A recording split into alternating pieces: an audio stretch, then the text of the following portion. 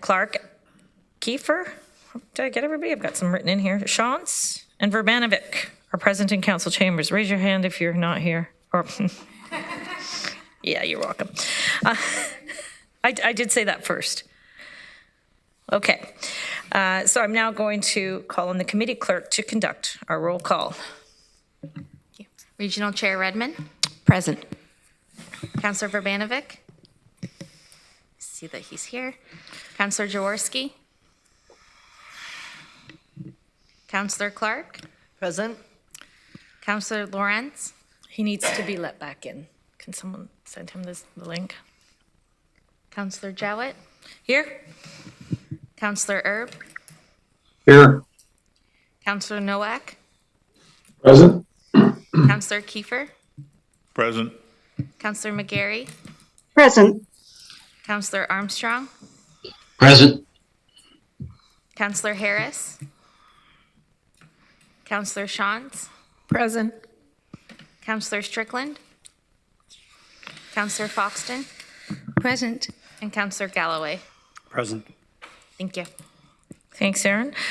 I would like to acknowledge the land on which we gather virtually today is the traditional territory of the Haudenosaunee, Anishinaabe, and neutral people. We acknowledge their enduring presence of the Indigenous people with whom we share this land today, their achievements, their contributions to our community. I'm looking to see if there are any declarations of pecuniary interest. And seeing none. We'll now proceed with the delegations as listed on the agenda. I'd like to remind all delegations of some guidelines for participation. Please leave your video camera turned off and your microphone audio muted until you're called upon to speak. Today's delegations will be allotted 5 minutes to speak. Groups of 2 or more will be allotted 10 minutes. Any delegations who registered after the deadline will be allotted 3 minutes to speak. We also ask that you leave the meeting once your issue has been addressed. You are then welcome to watch the remainder of the meeting being webcast live via YouTube. If you conduct yourself in any of the following manners, it will result in immediate removal from the meeting. Interrupting councillors, staff, or other delegations, derogatory statements about councillors, staff, or others, turning your camera on at inappropriate times, and hate speech or defamatory comments.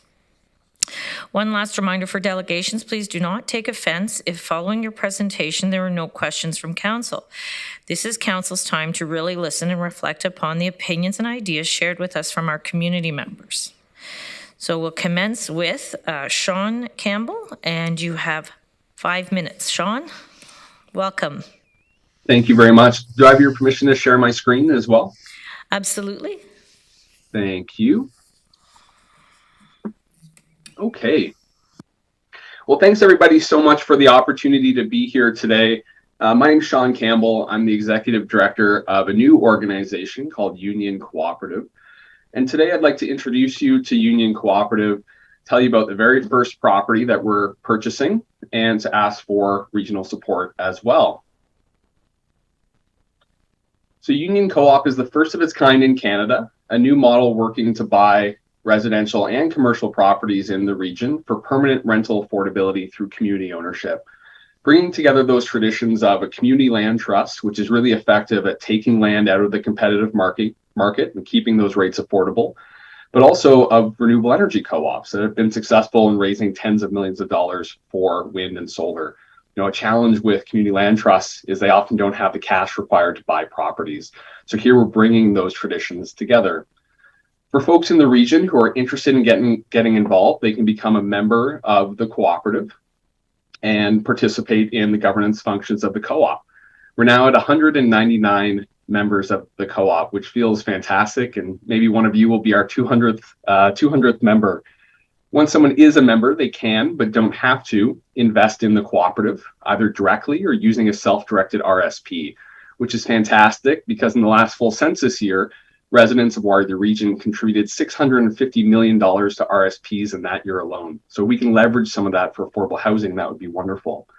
And the reason we're doing all this is to have a positive impact in our community, keeping rental rates low permanently, but also improving the property over time, such as adding cooling or air source heat pumps, displacing the current tenants. It's their home. We're really grateful for all the wonderful support we've received from CMHC and the region of Waterloo through the Environmental Fund to help develop this innovative and unique model, the first of its kind in Canada. So this is our first property that we have a purchase agreement signed for. We have not yet completed the purchase. That will come soon. Outside of our members, we haven't released this yet. So you're the first folks here to see that. You can see the sound barrier on the bottom. That's right next to the expressway on Lancaster Street. And the Menno Homes property on Bridgeport is just to the north.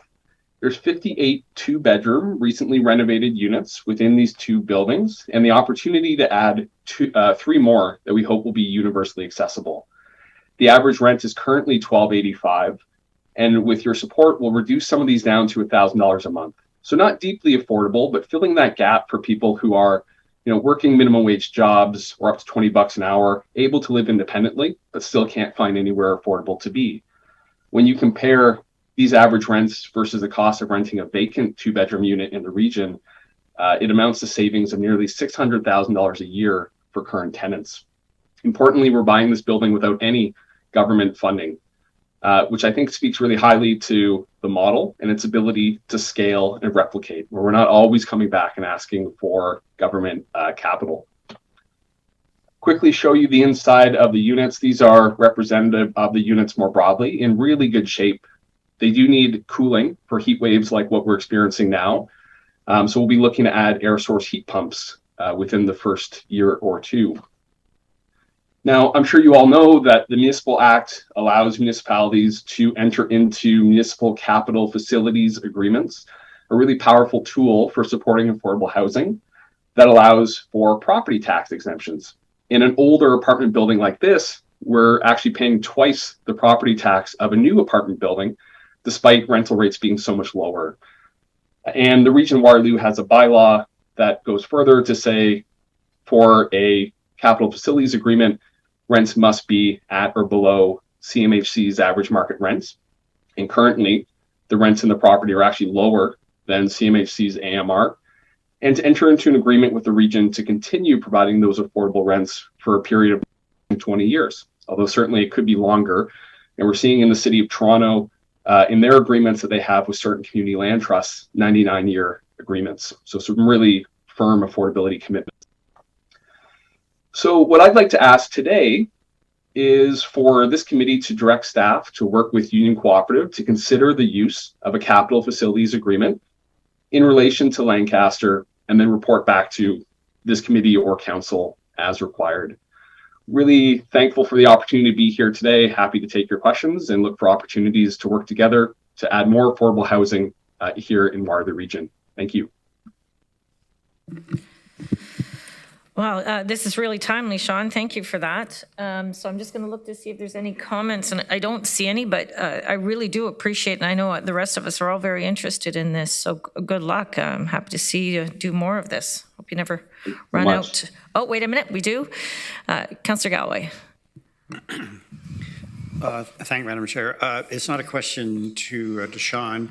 Thanks, Sean, for the presentation, and thanks for the great initiative that Union Co-op is to try to keep these kinds of buildings out of the hands of speculators and institutional investors who would typically take this kind of a building and reno-evict people and then readmit people in at $2,500 or $3,000 a month. So it's great what Union Co-op is doing here, and really this needs to be part of our affordable housing strategy to encourage more of this in the community. But it's not just Union Co-op. It could also pertain to other providers who do affordable housing, although I believe Mr. Dyer would know that these agreements, I think, are by site. But in any event, what I would like to do, Madam Chair, is to direct staff to take Mr. Campbell's request and report back to Council in a timely manner on whether or not we should proceed with this agreement that is within our our ability to do and to understand the implications, and then a future decision for council to make, hopefully within a month or two. Appreciate that. So you're making that as a motion or direction to staff? Just direction, I think, Okay. I think direction should be fine. And then Appreciate that. We have other speakers now, so Councillor Erb. Thank you, Madam Chair. My comments were going to be to ask this to be referred to staff, as Councillor Galloway has done, so I'm happy to do that. And thank Sean for your presentation. We've been in contact before, and what Union Co-operative is doing is a prime example of the collaboration we need to develop in the community. We can't do all of this alone, and we need partners like Union Co-operative to advance the more availability of affordable housing. And so I commend you for what you're doing and the initiative and the 199 investors that you have, and congratulations and continued good luck. Thanks, Councillor Erb. Councillor Foxton, I'm sorry, I missed your hand. Okay, all right, thank you. Councillor Verbanovic. Thanks very much. I just wanted to thank Sean and the group as well for the work that they're doing. I think, one of the things that we often talk about when it comes to the region is looking at innovative approaches, and this certainly is an innovative approach. I know that the federal government is looking at supporting more co-op type of investments in the future, and so hopefully this will lay a good foundation that we can build on as those additional dollars become available, and more folks look to be part of the solution that Sean and his group have put together. So well done, and I certainly look forward to supporting it. Okay, I see no other speakers lined up, so thank you so much for coming in today, Sean. That's a very good news story, and hope you have great success with continuing with the programs. Thank you. I appreciate it.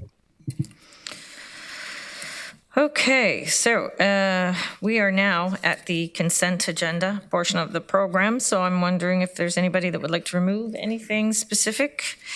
And if you do wish to remove them from the consent agenda, it is to be done now. Chair Redmond? Thank you, Chair Jowd. I don't have to remove it necessarily, but I do want to comment on the living wage employer implementation framework. Thanks, staff, for moving this forward, and commending the region for entering into becoming a living wage employer. And I know it's something that the City of Cambridge has been doing for quite a while, and I'm really pleased to see that this is moving forward at the region. Okay. So that being said, I'm looking for a motion to approve. I'm sorry. Can you tell I've got a cold? It's not COVID though. I've already tested a lot of times. Okay, so that's us. These items are not going to be requested to be moved. Thank you, Chair Redmond, for your comments. They'll be dealt with in the one motion, so I'm looking for someone to make that motion. Thank you, Councillor McGarry, seconded by Councillor Kiefer. And then if you could use your buttons.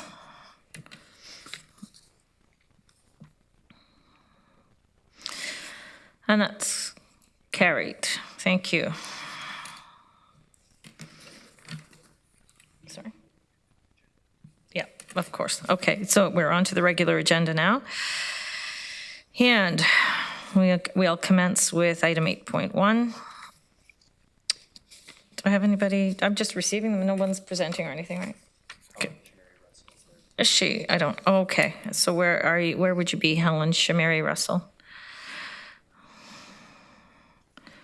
Oh gosh. I'm here. I just have to find my camera. Turn the light on. There we go. There you go. Ta-da! All right. Please proceed. All right. Thank you very much, Chair. So this is a policy that we're bringing forward. This is the first recommendation coming out of the Grant Review Committee that's been meeting over the past 6 or so months. So this policy that's coming forward is going to serve as a foundation for future work. So both the review of all existing grant programs and their guidelines, as well as the creation of any new grant programs to come.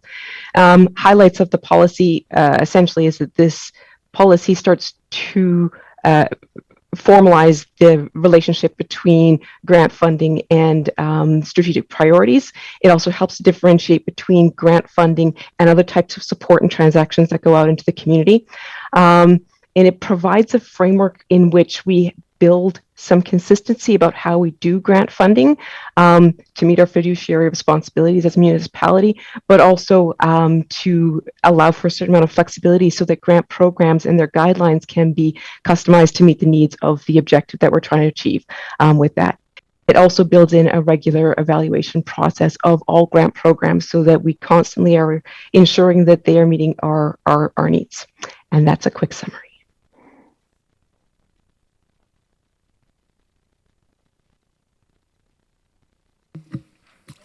Thanks, Sorry, Chair. Councillor Clark. I want to thank staff for all their work on this. I know I sat on the committee and it was a little more complicated than I expected it to be at the beginning. But I do want to thank staff and also to move that we endorse this policy. I actually don't have the document open in front of me because I'm Zooming at the same time, but I'm sure everybody else has it. I just want to comment that, KPMG told us several years ago that we really needed to improve our procedures when it came to our discretionary grants. And we didn't have a lot of transparency in the way we were awarding them. We didn't have a lot of equity. We didn't have a lot of rationale behind it. And I know as a counselor, you sometimes when groups come and ask for money and, you like their cause, you want to give them money, but that really doesn't, I don't think that's good enough when we are, as Helen has said, the stewards of these funds. I think we need to be more accountable, more transparent than we have been. So I think this policy gets us there. So I appreciate it. Thank you, Councillor Clark. Councillor Erb. And I'll second that, and also thank staff for working at this, but thank Councillor Clark who over the last number of months has raised this issue consistently at council that we have to come up with some kind of a policy, and graciously agreed to chair the committee and see that it gets done before her term ends. So thank you. Well said. I'll second that too. All right. Thank you for that. If you could use your buttons now, please.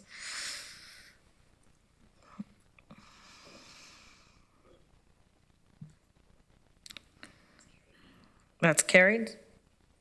Thank you.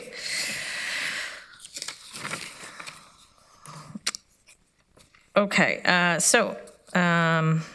We're now going to discuss the electronic meeting guidelines. So, Will, I guess you're going to introduce this for us, are you?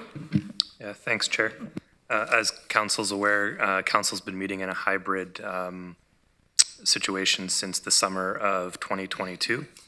And this report puts forward a couple of different options for Council to determine how they want to meet going forward. As you're aware, the hybrid meeting setting that we've been offering has allowed Council to meet during the different stages of the pandemic, depending on what the health and safety restrictions were at the provincial level, and that impacted indoor meeting spaces. And what we're looking for is Council to give us some direction on how they would like to handle those meetings going forward. So happy to answer any questions. Thanks, Chair. Okay, Councillor Clark. Thanks, Chair. I don't really feel hugely strongly about any of the options personally, although I think we should be looking at one or two, given that we're almost in 2023. But I do have just a couple comments, particularly about two. I think that we need to define what health and safety means, whose health and safety. I may have a cold and therefore I shouldn't come in because I don't want the rest of you to be sick. That's maybe legitimate, but is my simply fearing that I might catch a cold from one of you is that a health and safety concern? I just think that it needs to be fleshed out a little bit.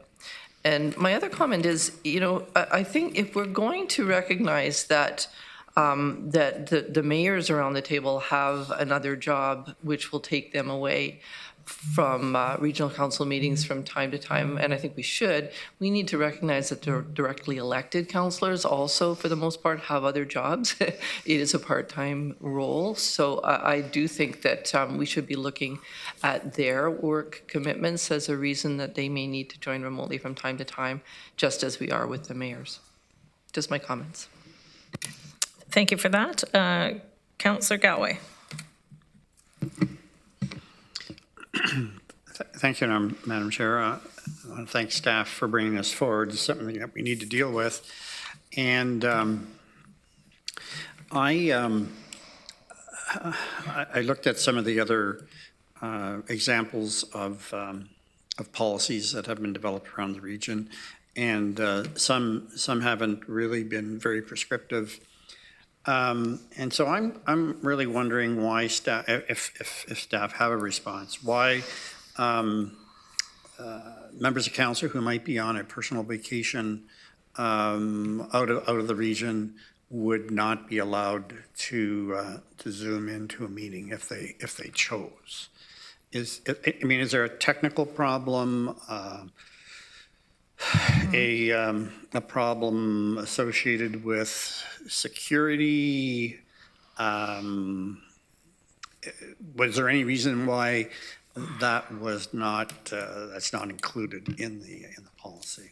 Yeah, Chair. Thanks, Chair. Thank you, Councillor Galloway, for the question. From a technical or security perspective, there would not be any restrictions on having a councillor Zoom in from another location, whether it's their house or another country, and depending on what the travel was or the arrangements, we only put in sort of what the area municipalities were doing and didn't get into prescriptive decisions because we thought that was more a decision for the regional council to make. So if that's something that regional council wants to include, we're happy to include it.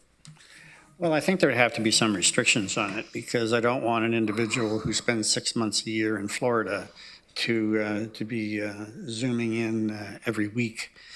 So maybe there would be a numerical limit, like twice a year or 3 times a year or something. There is a story of a school board trustee who years ago did that. Well, actually didn't do that, but avoided the 3 consecutive meeting rule by flying back once in the wintertime to attend a meeting. I think Councillor Sean knows who I'm talking about. And so you want to make sure that you avoid people abusing that privilege. But it still seems to me that you might want to provide 1 or 2 opportunities a year to a member of council who might be out of town for personal business, vacation, other jobs potentially. I know I found myself in that situation. I didn't want to miss that meeting. There was something on that agenda I did not want to miss. And so you take the time, even when you're away, to do that. And it seems to me we should maybe try to accommodate that. I don't know if we're looking for amendments or to refer it back to staff to consider what other provisions could be included, and vet out, what are the unintended consequences maybe of some of these things too. It seems to me that a couple times a year, a member of council may wish to, for being out of town for whatever reason, want to participate in the meeting. And indeed, the rest of council may want that member of council to be in that meeting as well, because they've taken a lead position on a particular issue that happens to be on the docket that day, or for whatever reason, I don't know. But it has to be limited, and it has to be, it can't be wide open, because otherwise that could be that become real problematic.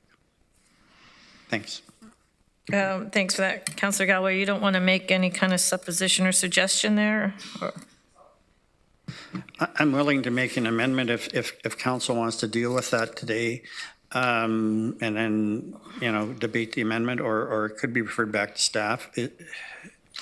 So I'm going to suggest then, everybody wants to speak to this, I think. So what if we kind of do a round and see if we can find some synergies that way? And then, and you're still there.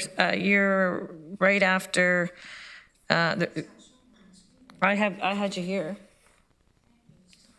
Oh, okay, well, I've got you in order. Don't worry, I'm paying attention really closely to this screen because, okay, so Councillor Shantz, then McGarry, Foxton, Lawrence, and then Vervanovic. So so that everybody's aware, that's what I have from this side screen. So Councillor Shantz, you are up. Thank you. Many of the same comments as Councillor Galloway made. I think it would actually favor option one. And the I guess you can always find someone who's going to find a way around if they really don't want to work, right? And I'd like to think that everyone around the table is responsible and would use it correctly. Having said that, I know that's not always the way the world goes. We do have the rules around missing 3 in a row, or I don't even know exactly what they are, but putting a numerical number on how many you can attend electronically might be one way to sort of monitor that, or twice a year without permission of council, or something like that. But I think I'm in favor of some flexibility there. I think the hybrid meetings, we've done it all the way through COVID, and it's worked well. And people are engaged. They do their homework and they participate. So I don't see a problem with having it fairly wide open. Councillor McGarry. Thank you through you, Madam Chair. I'm very supportive of a hybrid model. We have done statistics, as have many other area municipalities, in how many people are joining in a hybrid model and electronically. And our participation at the City of Cambridge has certainly gone up. And as a regional council member, I was very appreciative of it because I had a very well publicized hospitalization and was able to still weigh into the regional meeting, having confirmed with the clerk ahead of time that I was going to be voting off camera because being in the hospital wasn't a great look. But, I think it accommodates various circumstances.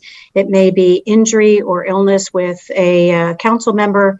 It may be an individual in the community that can't find childcare or finds it very difficult to get out because of accessibility needs. So I'm very supportive of allowing hybrid meetings, and that includes council members. We do have legislation in place. I remember a very well known situation in the Council of North Dumfries from a council member that came back for 5 minutes every 3 months, but was eventually replaced. So we do have those checks and balances in place to ensure that people really at the table when they can. But I certainly think that we will continue better meetings with a hybrid and allowing council members occasionally that have a family emergency or an injury or some other reason why they can't or would find it really difficult to attend in person, to allow them to continue to meet electronically under those circumstances. So very supportive of a hybrid model. Thanks. Thank you. Councillor Foxton. Thank you, Chair, and through you.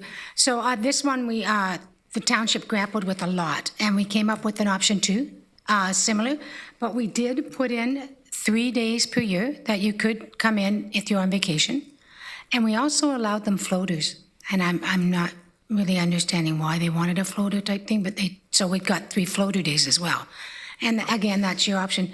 One of the reasons for the 3 days times per year was, as Councillor Galloway said, it's a hot issue. Let's say we were doing something with the ION and Councillor Galloway was away, but he really wanted to be involved with the ION in the first phase, and he didn't want to miss the meeting. So it would allow that opportunity, especially for somebody who I know at our council, we've deferred meetings because of individuals away on holidays, and we knew they wanted to be there and express their concerns. This would allow for that meeting to go ahead without the deferral. And so I think it's an important thing to look at and to decide upon. But we allow 3 days per year for vacation. The Florida one, I'm still up in the air about. Thank you, Councillor Foxton. Councillor Rentz? Thank you, Madam Chair. I really think we're overthinking this. I mean, we are governed by the Municipal Elections Act and all the other stuff that the province lays down and how many meetings we have to attend, all of that stuff. I would agree with Councillor McGarry. I mean, I've noticed personally how many more delegations we have because people can, in the comfort of their own home, delegate to regional council. And I think that's amazing. We have this unbelievable tool in front of us here, and we're arguing about, how many times we should be able to use it once or twice. Or I have 5 grandkids. I mean, I could have my grandkids over here doing homework while I'm in a meeting. And, I mean, there's all kinds of different possibilities. We need to get into whether we need to do it by kicking and screaming and crawling, but we need to get into the 21st century, and limiting how many times somebody may get sick and say, I can still go to the meeting, but I don't want anybody that I sit around the horseshoe with getting what I have. I mean, I think it's kind of ridiculous. We're all adults. It's not like we're appointed to this position. We're all ran to be on council, and we'll do it again, the ones that are doing it. And, you're grown-ups. You have to figure this stuff out, guys. I mean, if you think you need to go in, you go into the office. If you don't need to go in, don't go in. And there's a distance issue and the snow and all the other things that could be a possible hindrance for someone not being able to make it to a meeting. Are you prepared to risk life and limb in the middle of a major storm when you can just call in? So I support the basically the way we're going now. What is that, option 2? No, option 1. Okay. So that's what I would support, and I think it makes an awful lot of sense, and we just need to know that everybody will act in a responsible way and move forward on it. Thank you. Thank you. Recorded vote when we deal with this, by the way. Okay. Thank you. Thank you. Councillor Urbanovic? Thanks, Madam Chair, and certainly a lively discussion. I'm probably going to be a little bit have a little bit of a different viewpoint from a number of the ones that I'm hearing on this, who seem to be supportive of something closer to option 1, which is basically at each individual's discretion. I think fundamentally, at the end of the day, democracy, whether at the federal, provincial, regional, or local level, is designed to have people engaging in the home of that particular democracy in a meaningful way. We've done what we've had to do over the last couple of years because of the pandemic, and without question was the right thing to do. And I think there are certain circumstances under which that should continue to be the case, as is suggested under option 2. As has been noted, I know from other municipalities there have been people who have gone, quite frankly, to Florida for the winter months and come back for one meeting every 3 months and spend 6 months in Florida during the winter.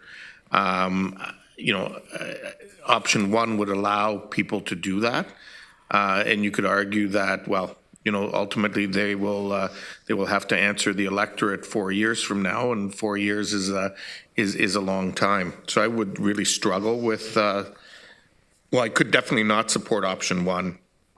I could support option 2 and would suggest that if we did it, we do it also on a 1-year trial.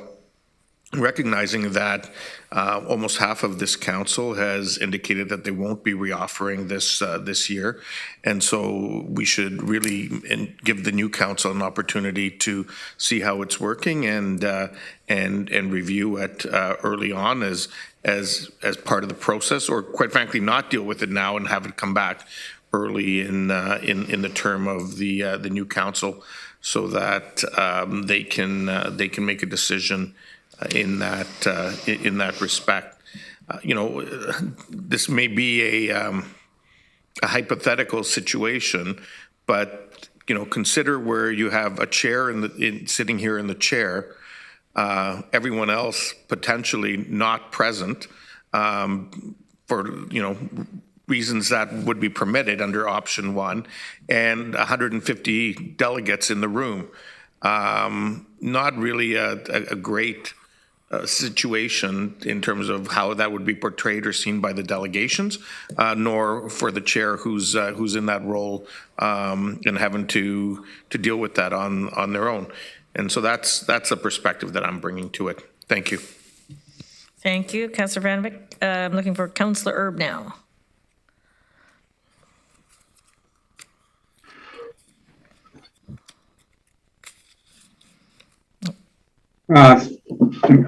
It disconnected here, but I think, am I reconnected? You are. Thank you, Madam Chair. I too, I think I would support option 2. And I don't think this is something we can write into the guidelines, but I hope it would be something we could come to some kind of an understanding if we're going to continue with online options, particularly for council members, and that would be the amount of time that we are off camera. I think there's an expectation when we are, delegations are appearing and staff have done tremendous amounts of work at preparing reports, that they assume they have a council's undivided attention the same way they would have in the council chambers. And so I think we should also be respectful of the amount of time we turn our cameras off. And there's times when we have to do that, when the doorbells ring, like today when I've got 2 granddaughters looking after myself and I have to turn the camera off so they're not barking and interrupting the meeting, and other options like that. But I do think the amount of time we are on camera should be equivalent to the amount of time we would expect to be seen if we were sitting in a council chamber. And that's to respect the public, who are expecting, I think, us to participate in the work that staff does. And the other comment I would make, I think there's been a tremendous amount of savings of time and efficiency by having committee meetings that perhaps aren't public continue to be online. I think we don't waste a half an hour driving to this location and a half an hour driving back to that location.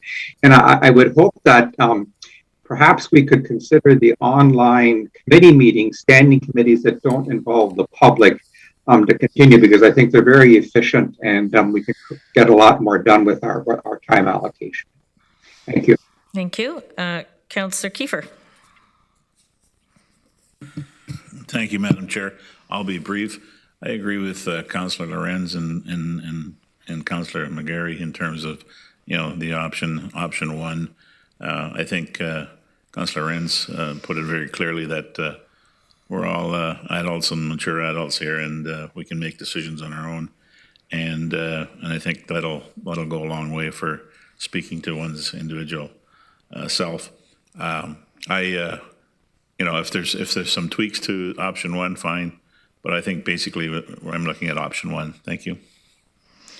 Councillor Kiefer, is there life on Mars? That's what it looks like. I think it could be. Yeah. Okay. Councillor Jaworski. Oh. Thank you, through the chair. As I think through this, I believe that, local government, it's where it's at, and getting together in person. If I think about our Tuesday, Wednesday meetings, we have less than 30 of them a year. Is it too much to ask to come all together for those 30 meetings a year? I do realize there are other committees that other people are on, but certainly for those, honestly, I'd be leaning towards option 3, but I think I could support option 2 and on a trial basis, and we see where we go in a year. Certainly I won't be here, but I think it's a good opportunity for everybody to see what quote new council looks like and how it operates. But I could be supportive of option 2, and well, council will decide whether they want to revisit or not at that time. Thank you. Councillor Armstrong?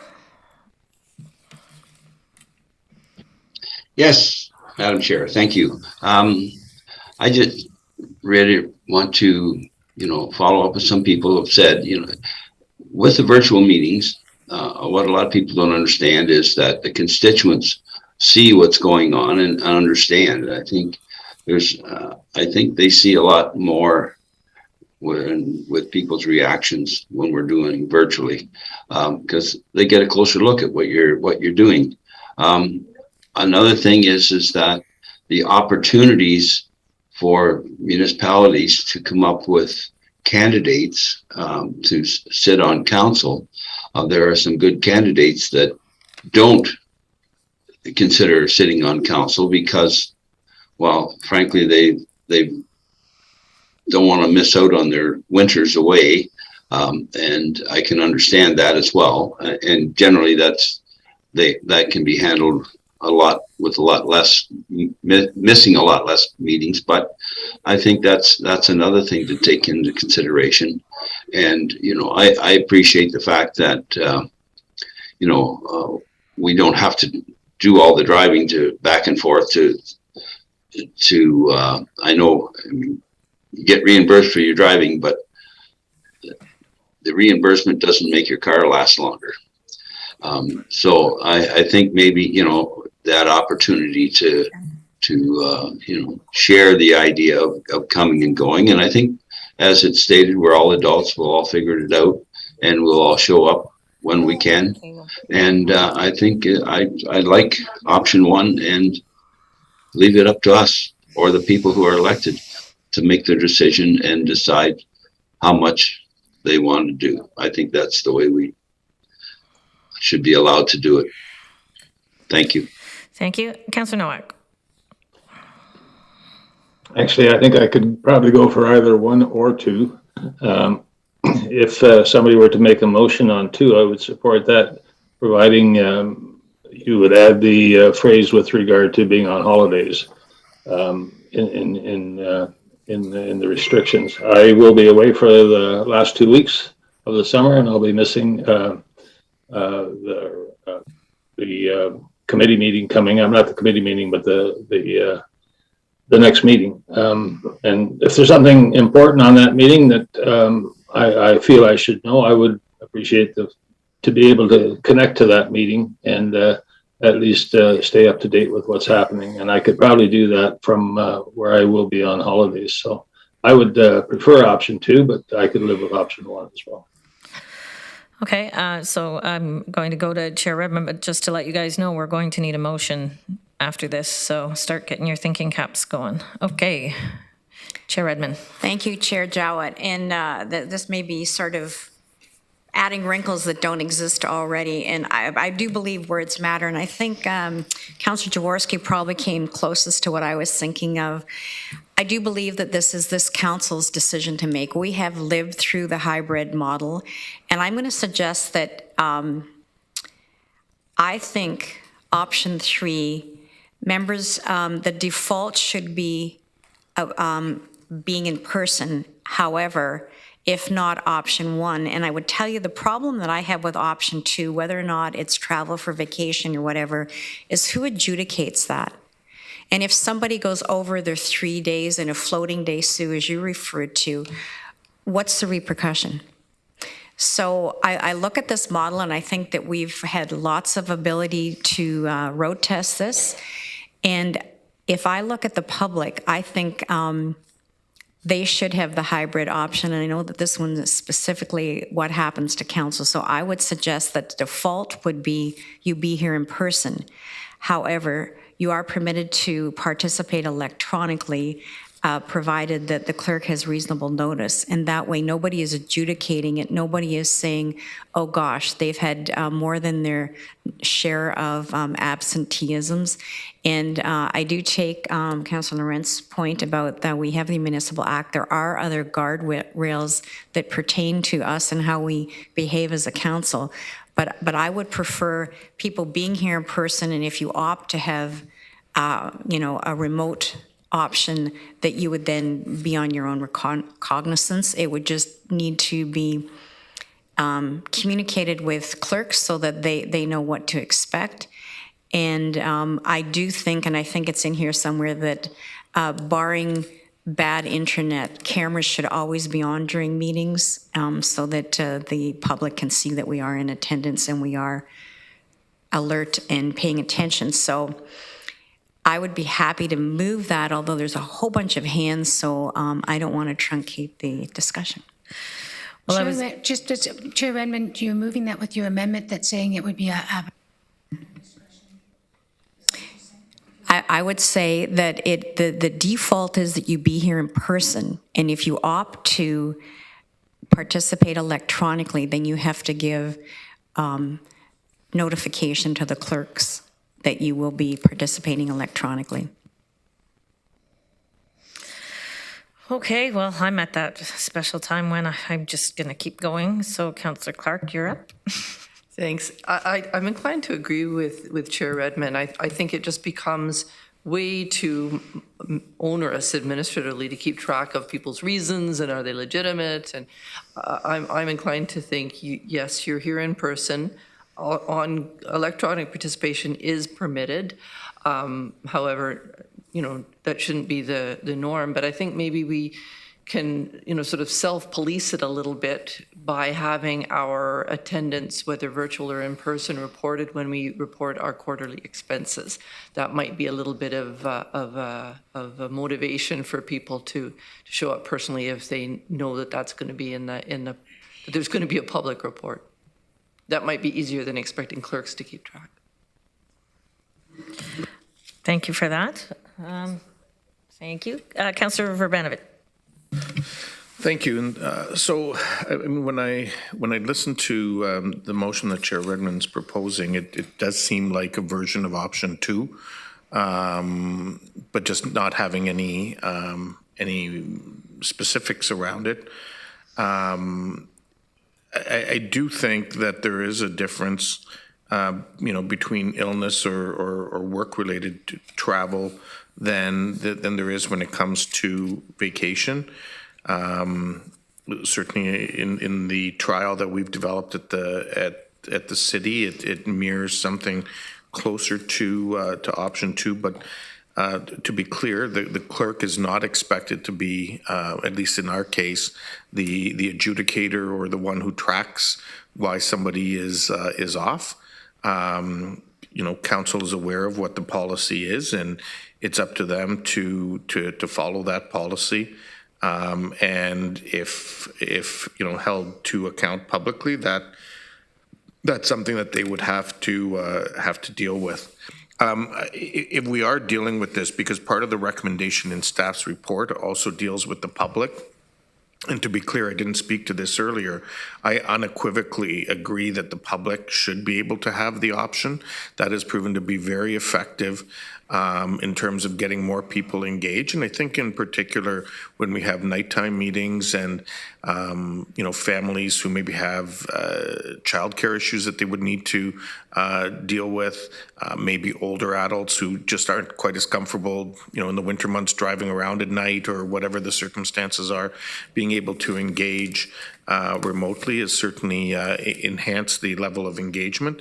But I also wouldn't want to limit it to only that. I think people should have the option of being able to come into the council chamber, and see the whites of our eyes if they want to take a look at that, or be able to join virtually if that's more convenient for them. Thank you. Councillor Shantz. Thank you. And I would second the motion that Chair Redmond sort of made.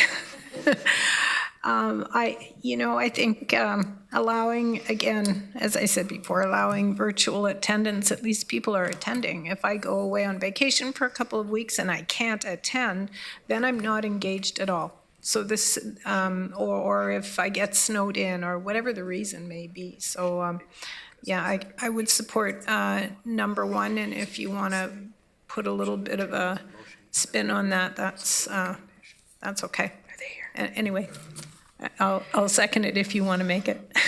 So Chair Redmond, maybe we just want to clarify exactly what that looks like. And if I could just add a little slight piece in that, if it's a late night meeting, if we hit a certain time, we actually take a break so people can drive home if it's going to be past a certain hour. Because I know I've been here very late and thought, I wish I was at home. It's same meeting, you know what, like just as a consideration that you're not here. So I don't know, there could be some, those are mechanics that maybe we don't have to make a motion to, but have under consideration for obviously the new council. But Aaron, are you able to type up, have you captured harnessed? Oh, okay, good. Have you harnessed that then? Okay.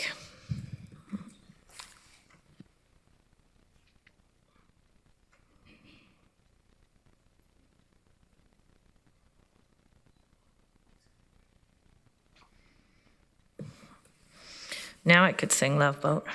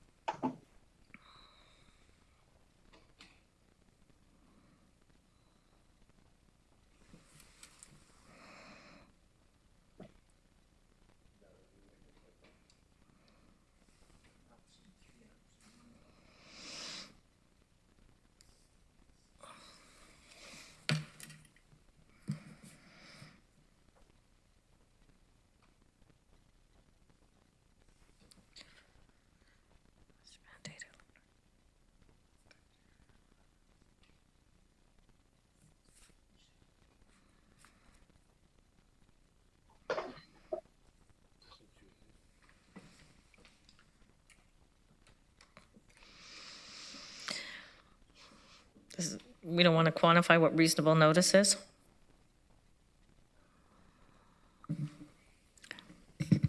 I believe that's a good catch. Like 24 hours, 48 hours minimum? I don't know. Tim?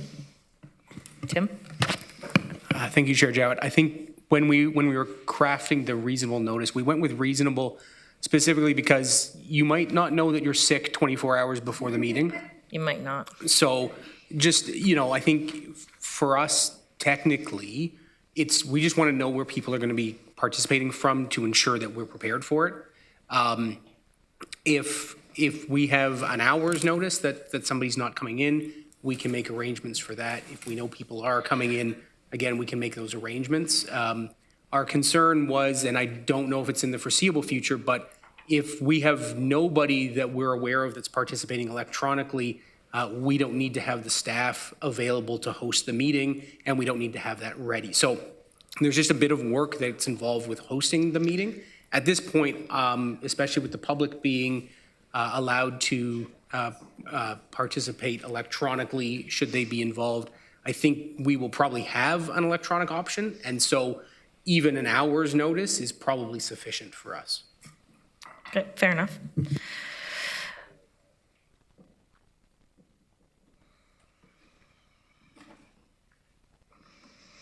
So for staff, it wouldn't be an inconvenience, maybe just colleagues working on issues. I guess maybe we don't need it.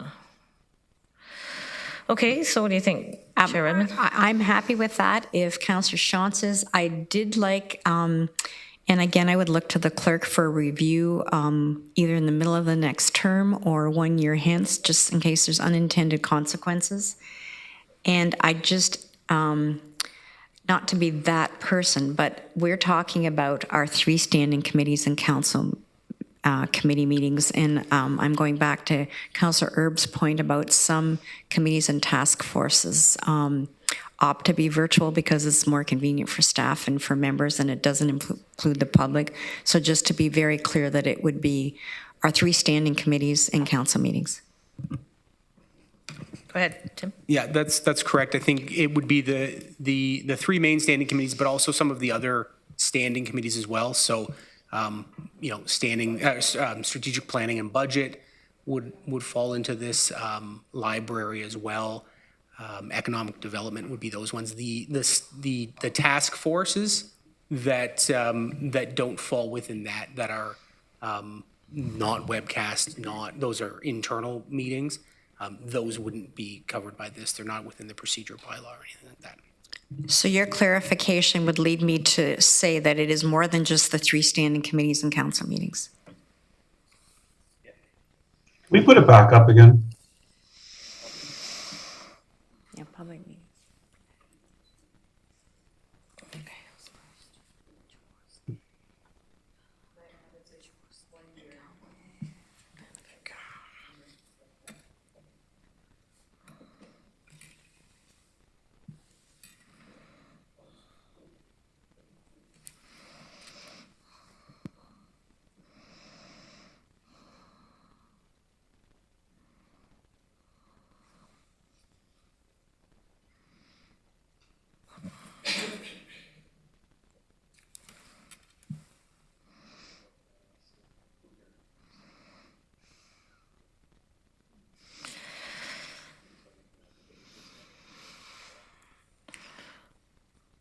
Are we calling this motion? I've got hands coming up.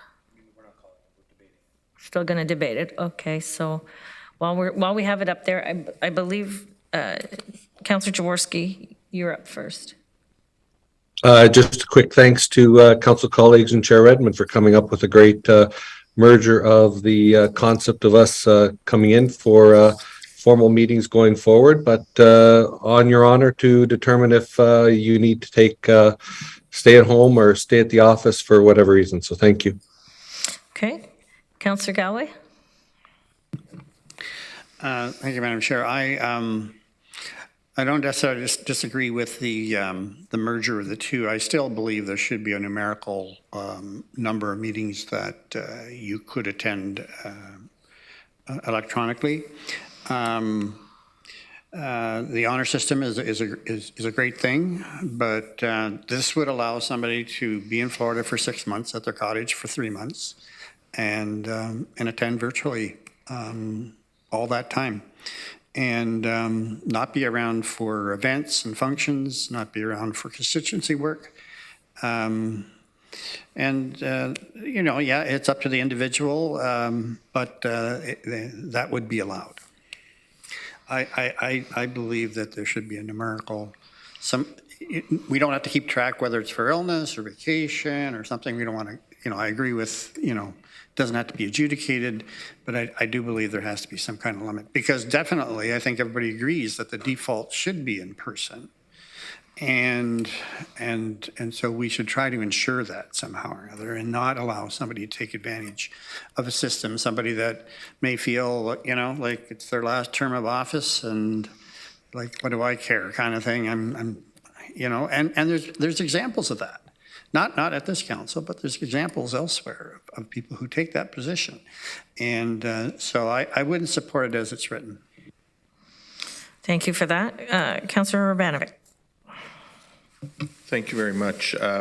Certainly, I'd like the principle of the default being in person and the year trial basis.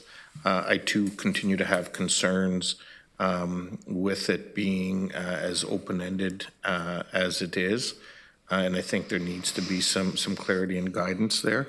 So I'd certainly be prepared to move an amendment that included the 4 items that clerks included in the report.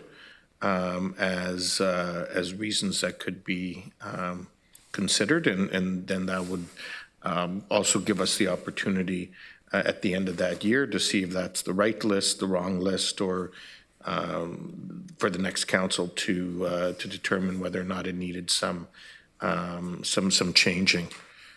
So I'd move that as an amendment. if there's a seconder, and if not, I would ask that the first paragraph be dealt with separately, because certainly I can't support the other pieces. Although I would just ask, is there a reason we couldn't go sooner than October the 4th for bringing the public back into the council chambers? Tim? Through you, Chair Jowett, the reason that October was picked, that is the next standing committee day. Sorry, not the next one. It gives us a month to have council and staff back in the room before dealing with the additional challenge of having the public back in the room was the reason that October was suggested. That said, if it's council's wish, we can bring the public back at any point. It's just we're anticipating a bit of a learning curve, and we didn't want to have to deal with both learning curves at the same time. Yeah, I guess I'm just guessing that October 4th will likely be a fairly light agenda, as it usually is, because of the lame duck period and where it is in the 4-year cycle. Okay, thank you. Thank you for that. Councillor Clark. Thanks. I had been assuming too that we were talking about committees and council days. So those ones that are scheduled a year in advance, it's easy to get into your calendar and know it's coming. This year, we've had so many extra public meetings, public health public meetings, ROP public meetings, some scheduled on just a couple days' notice. And I'm really worried that this will be a barrier for younger people, people with other jobs, people with young families to participate if we don't give them that option or make them feel like they're, sort of in violation of a standard. Right. Okay. So Councillor Verbanovic, I feel like you were like massaging this that we have in front of us into two, which I understand that. I really think we could get there with what's here if we quantified just something, and we are going to go back and look at what if it was a percentage and consecutive was a word. What if we could do that and get something out of this? Could we do that? Could we sort of take your concern by saying you must attend in person percentage, because we don't know how many meetings we're going to have, so percentage maybe seems fair, and then use the word consecutive as a detractor for the travel concern that Councillor Galloway is expressing. Could we do that? I mean, listen, from my perspective, the concern lies around the rationale. Like, personally, I'm not comfortable with vacations being in the list. I realize others may be, and we can take that to a vote, and if there is a seconder, and go from there. But the majority will prevail. Okay, and I have another couple of speakers. So, Councillor Shantz. I guess I don't think we need to make this complicated. And I get back to the point of, we're all duly elected, we're all adults, we all have expectations on what our jobs are. If I don't want to attend events, I'm not going to attend events, whether I'm here or in Florida or in Timbuktu. And we're going to review it in a year, so I would say let's go with it, flexible, and see where it goes. And the new council, if they're running into problems, they'll know what those problems are and can address it in a year. Councillor Lawrence. Thank you, Madam Chair. Just a few points. The whole idea of attending in person, I mean, if my office was around the corner from regional headquarters, or I live 2 blocks away, it's pretty easy to show up. But if you live out in New Hamburg or North Dumfries and it's snowing, there's a whole new ballgame, right? So I think those are the kinds of things that I would consider to be more of a common sense approach. I think Councillor Ivanovic probably travels on the city business more than anybody in the region, the whole area. I mean, he's on different committees, and I think that's great. But also that would give him an opportunity to be able to attend or at least listen in on meetings if he's out of the country or if anybody is. So it all boils down to, are we grown-ups really? I mentioned it once before. People run to have these seats on council. I don't think they're going to try to alleviate their responsibilities.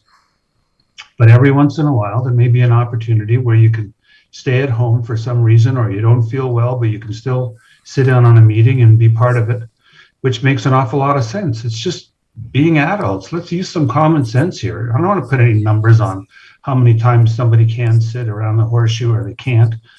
I also think that I wonder how binding this vote's going to be anyway. I mean, a new council comes in at the end of the fall, and bang, we're saying that we're going to constrict them. They can't make any decisions. They can't change this for a year. That's not our responsibility to do that. I think when this council's mandate ends, it's all open again for anybody else to make a decision or to challenge any of the decisions that we made. So we're kind of kidding ourselves. I mean, why don't we say let's lock it in place for 4 years? It's not going to work that way. So I think we need to use a little bit of common sense, give a little bit of clear direction. Don't muddy the waters with putting all this verbiage in there. Let's make it kind of simple and clear and understanding and move forward on this. We could spend all day trying to wordsmith this thing. And to me, it doesn't make much sense at all. That's it. I'm not saying any more, Councillor Jowett. I'm done. We'll just see about that. Yeah, you're right. Okay, so what we have right now before us is Chair Redmond has a seconder for her motion. Sorry to bug you guys, can you just plunk it back up there again?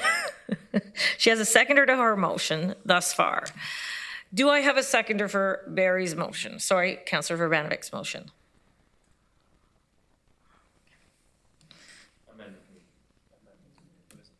Sorry, it's an amendment, sorry. Okay, so that falls to the wayside. So let's do a vote and see what happens here. And Aaron's going to record the vote. Sorry, Madam Chair, we're dealing with the first paragraph separately, though? I think I was under the impression it was all as one. So can we deal with the first paragraph separately? Because I intend to vote differently on that Right. than the part about the public and so on. So, yeah, okay. We see it again then, so everybody's aware. So is everybody, okay, so we're going to put it up again, and it's the first paragraph that we're all voting on first, okay? Right, there you go. So it's all been highlighted, Julie, right? This is what we're dealing with right now. I'll give you guys a minute. Well, less than a minute. This is a recorded vote, so Aaron, go ahead. Regional Chair Redmond, In favor. Councillor Verbanovic, Opposed? Councillor Jaworski, In favor? Councillor Clark, In favor. Councillor Lorenz, In favor. Councillor Jowett, In favor. Councillor Erb, In favor? Councillor Nowak, In favor. Councillor Kiefer, In favor. Councillor McGarry, In favor.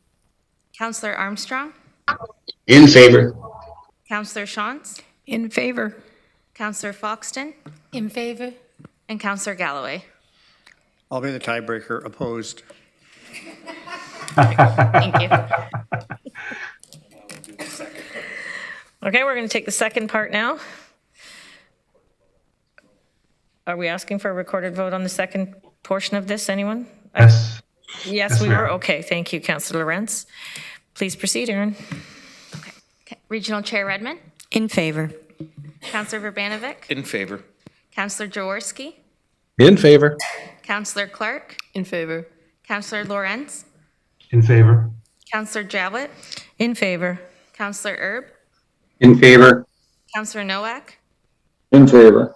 Councillor Kiefer, In favor. Councillor McGarry, In favor. Councillor Armstrong, In favor. Councillor Shantz, In favor. Councillor Foxton, In favor. and Councillor Galloway. In favor. Thank you. Oh, wow, look at us, okay. All right. Thank you, sir. There we go. Okay, mid-year update. We're looking to Mr. Madam Chair, Long. can I just make one comment? Sorry. Absolutely. You said you weren't, though. I know, but this is a different subject. Not really. It's not. It's about delegations and people being able to attend. I've had more people comment to me about how nice it is to do Zoom and watch everybody, because you can see everybody that's on there. When people show up or they're listening to a debate in the council chambers, whether it's televised or whatever, they say one person at a time.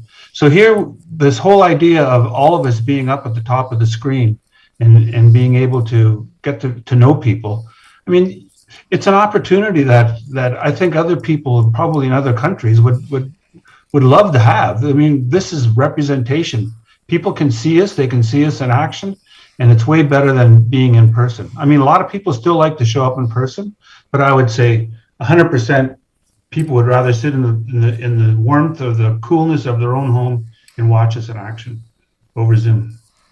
That's it, I'm done. Will that be the last time? I'm just kidding. Well done. Good points. Okay. Good points. Thanks, Councillor Rentz. Okay, we're at 9.1.3, mid-year update. We're looking to Mr. Lochner to introduce a report, Ms. McDonald and Mr. Dyer. Who else have we got? Is everybody doing it?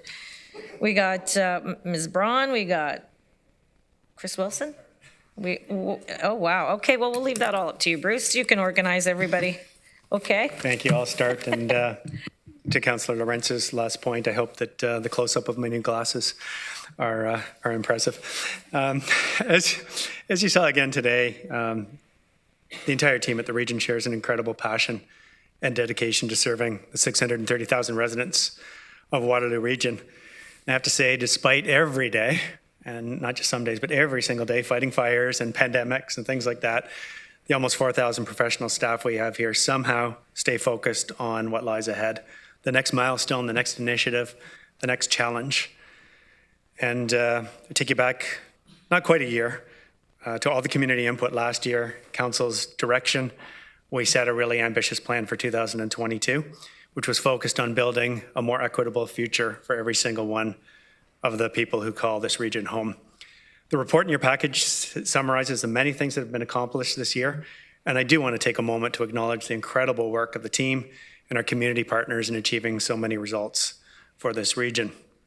This progress, again, was made during a global pandemic when so many of those staff were doing other things than their typical day job, whether that was volunteering at a shelter late at night or on weekends or filling in at Sunnyside, you name it. They also were doing their other work. And during a time when staff, not only here, but our community partners, area municipalities and so on, were facing personal challenges, we're facing professional challenges following that 2 years of running at full speed.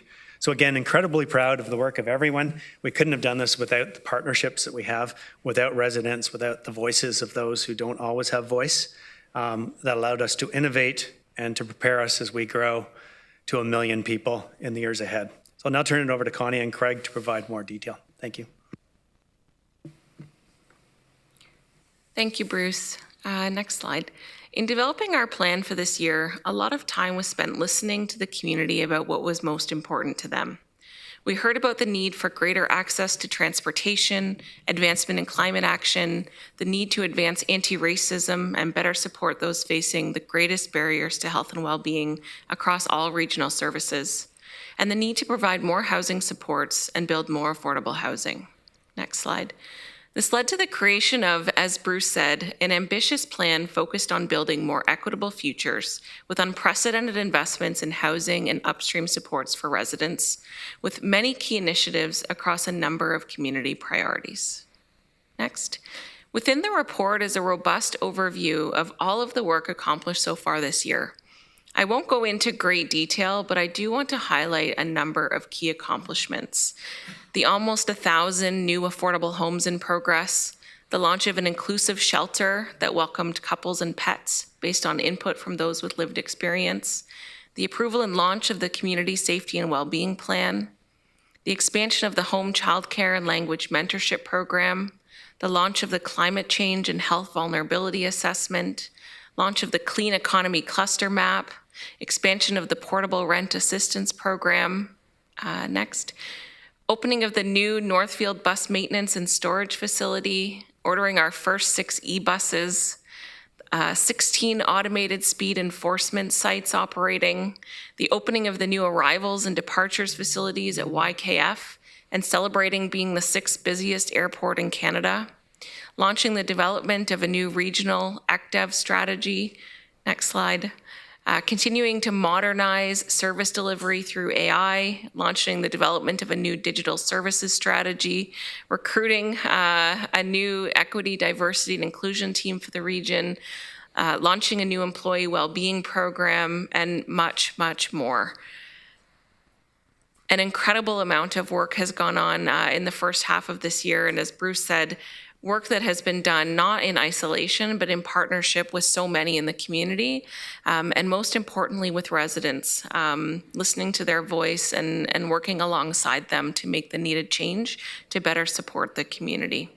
Thank you to all staff and partners for the incredible work so far this year, and I'll now turn it over to Craig for an update on our financials.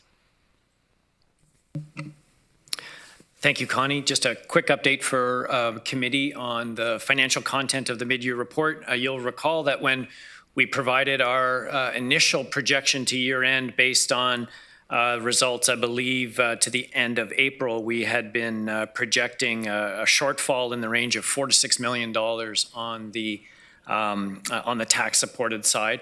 That, of course, was at that point we had record high fuel prices, inflation that was very high, and the cost of borrowing all going up. I think cost of borrowing at that point was the highest it had been in over 10 years.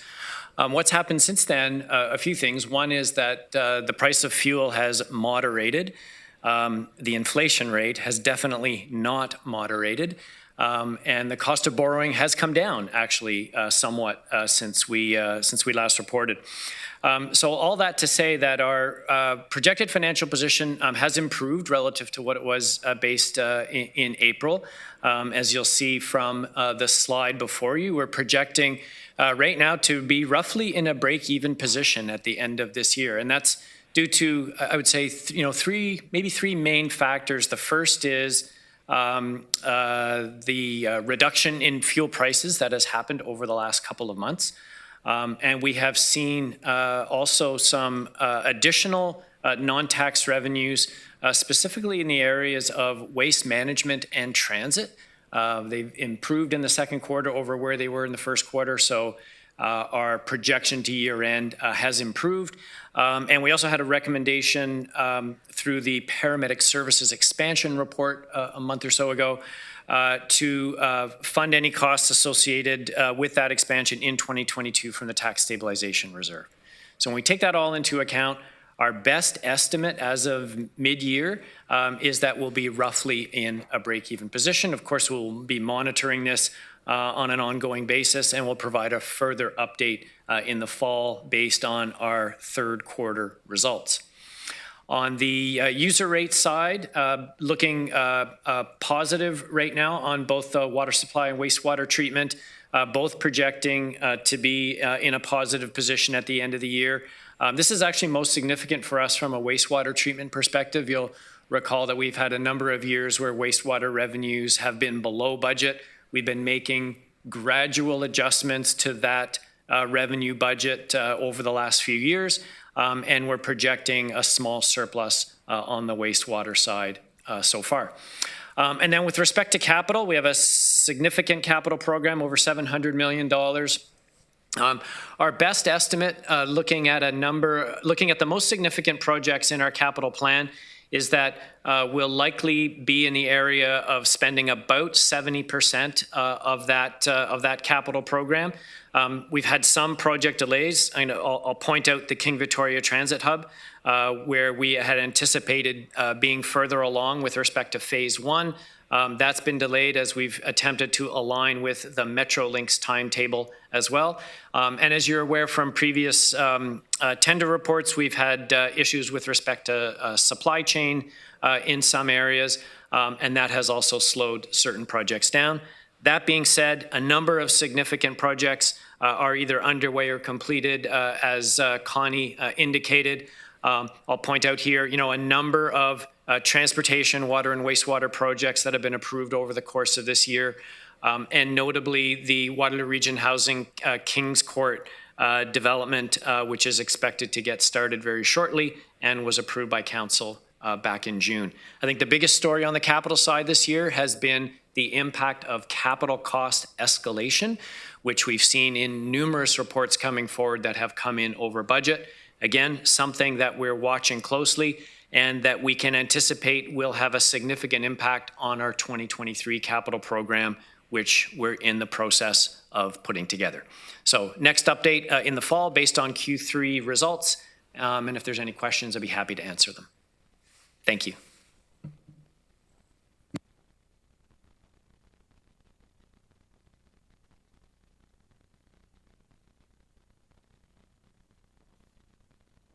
Sorry about that. Okay, so the motion is before you. I don't think we have to call it up. Everybody's got it sitting in front of them, or yep, okay. Looking for the motion to be moved and seconded, please. Councillor Erb, do you want to speak, or are you putting the motion forward? Well, I'll move the motion, but I would just say to Craig, the magic wand that I was asking you about earlier this morning, you waved it over the projected deficit, so I know it's still working. Councillor Foxton, are you seconding the motion? Thank you for that. And if you could conveniently use your buttons. Thank you. And that's carried. On to the next item, 9.1.4, Plan and Budget Community Engagement Update. And I think we have some of the same key people, don't we? So perhaps you'd like to begin, Ms. McDonald? Yes, thank you, Chair, and I believe Jennifer Walker, yes. Thank you. Okay. Thank you, Council. I'm pleased to provide a brief overview of the community engagement approach to support the development of the region's 2023 plan and budget. Next slide, Jenny.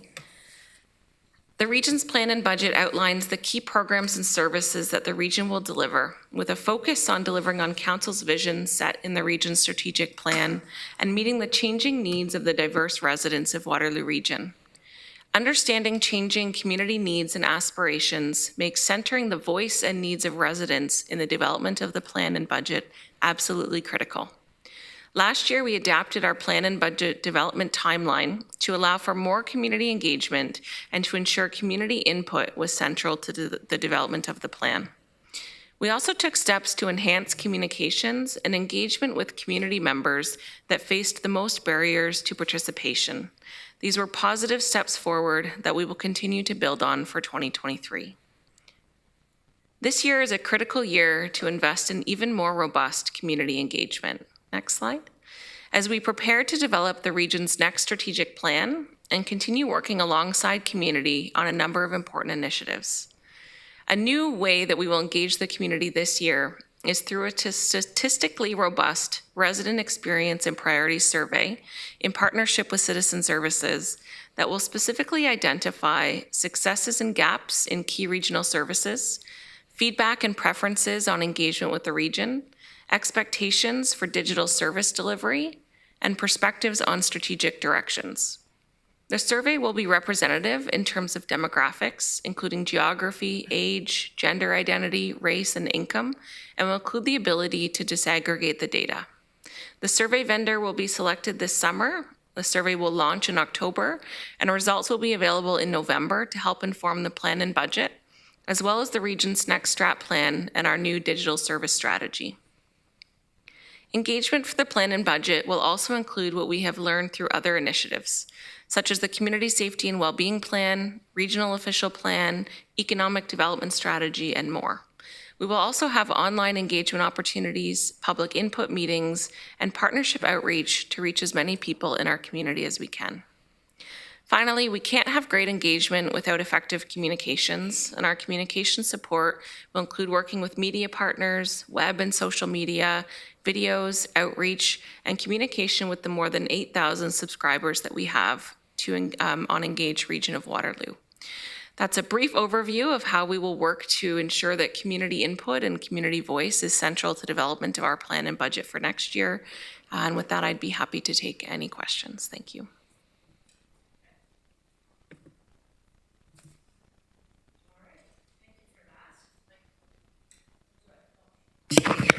This is the day I'm forgetting the mic all the time. Okay, so we don't have any questions currently. We do have the motion. No motion. It's for our information, which we appreciate greatly. So thank you for that. I don't know. When I was watching the presentation, I was just so glad to see so much more economic development information up there. I don't know if you guys noticed that too, but we really come a long way with the business community. I'm really impressed with that. Okay, so we are now received the report. We have no information or correspondence, no other business, unless, do we have any other business? No, okay. Our next meeting is September the 6th, and I now need a motion to go into closed session. So, Councillor Shantz, Councillor Armstrong, all those in favor, use your buttons. And that is carried. So, do we need any? Motion to adjourn now, so we don't have, okay. Thank you, Councillor Foxton, Councillor Shantz. All those in favor, use your buttons. Okay, a moment too, right?